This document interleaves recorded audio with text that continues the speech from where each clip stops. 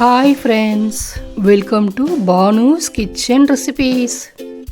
இன்றைக்கி நம்ம ரொம்ப டேஸ்டியான கார இடியாப்பம் செய்கிறத பார்க்க போகிறோம். இடியாப்பம் மீந்து போச்சுன்னா இதை போல் செஞ்சு பாருங்கள், எல்லோரும் போட்டி போட்டு சாப்பிடுவாங்க. அந்த அளவுக்கு இந்த ரெசிபி ரொம்ப டேஸ்ட்டாக இருக்கும். இந்த கார இடியாப்பத்தை செய்யும் போதே கொஞ்சம் எக்ஸ்ட்ரா செஞ்சு வச்சுக்கோங்க. நம்ம சேனலை இப்போ தான் நீங்கள் ஃபஸ்ட் டைம் பார்க்குறீங்கன்னா மறக்காமல் சப்ஸ்கிரைப் பண்ணிக்கோங்க. வாங்க ரெசிபி செய்ய ஆரம்பிக்கலாம். பெரிய சைஸ் இடியாப்பம் 2 எடுத்துக்கோங்க. 1 மணி நேரம் ஃப்ரிட்ஜில் வச்சுட்டு அதுக்கப்புறம் நீங்கள் உதிர்த்து விடுங்க. அப்போ தான் உங்களுக்கு இடியாப்பம் நல்லா உதிரியாக வரும்.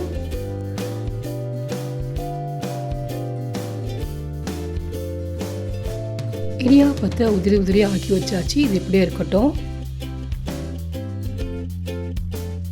பேனில் 2 ஸ்பூன் எண்ணெய் ஆட் பண்ணிக்கோங்க. எண்ணெய் சூடான பிறகு 2 பட்டை, 2 கிராம்பு, 2 ஏலக்காய் சேர்த்துக்கோங்க. இந்த பொருள்லாம் பொரிஞ்ச பிறகு ஒரு வெங்காயம் பொடியாக கட் பண்ணதை ஆட் பண்ணிக்கோங்க. வெங்காயத்தை வதக்குங்க. வெங்காயம் லைட் பிங்க் கலர் வர வரைக்கும் வதக்குங்க.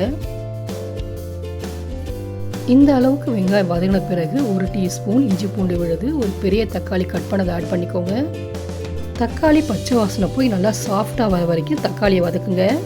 தக்காளி வதங்கின பிறகு 1 டீஸ்பூன் மிளகாய்த்தூள், 1/2 டீஸ்பூன் மஞ்சள்தூள், 3/4 டீஸ்பூன் தனியாத்தூள் ஆட் பண்ணிக்கோங்க. இந்த ரெசிபிக்கு தேவையான அளவு உப்பு சேர்த்துக்கோங்க. கொத்தமல்லி புதினா கட் பண்ணதை ஆட் பண்ணிக்கோங்க. இப்போ இதெல்லாம் சேர்த்து வதக்கி விடுங்க.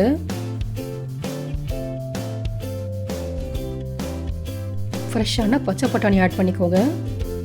இதையும் ஒரு வாட்டி கலந்து விட்டுக்கோங்க. மசாலாவோட பச்சை பட்டாணியை வேக விடுங்க. பச்சை பட்டாணி உங்களுக்கு சீக்கிரம் வெந்துடும். பச்சை பட்டாணி வெந்த பிறகு உதிர்த்து விட்ட இடியாப்பத்தை ஆட் பண்ணிக்கோங்க. மசாலாவோட இடியாப்பத்தை நல்லா மிக்ஸ் பண்ணி விடுங்க. மசாலாவோட இடியாப்பத்தை நல்லா மிக்ஸ் பண்ண பிறகு 1 செகண்ட் அப்படியே லோ ஃப்ளேமில் வச்சுருங்க. 1 செகண்டுக்கு பிறகு பொடியாக நறுக்கிய மல்லி இலையை தூவி பரிமாறுங்க பிளேட்டில். டேஸ்டியான கார இடியாப்பம் ரெடி ஆகிடுச்சு. இனிமேல் இடியாப்பம் மீந்து போனால் வேஸ்ட் பண்ணாமல் தூக்கி போடாதீங்க. இதை போல் செஞ்சு பாருங்கள், ரொம்ப டேஸ்ட்டாக இருக்கும். குழந்தைங்களும் ரொம்ப விரும்பி சாப்பிடுவாங்க. இந்த ரெசிபி உங்களுக்கு பிடிச்சிருந்தா லைக் பண்ணுங்கள், ஷேர் பண்ணுங்கள், கமெண்ட் பண்ணுங்கள். எங்கள் சேனலை சப்போர்ட் பண்ணி சப்ஸ்கிரைப் பண்ண மறந்துடாதீங்க. Bye friends.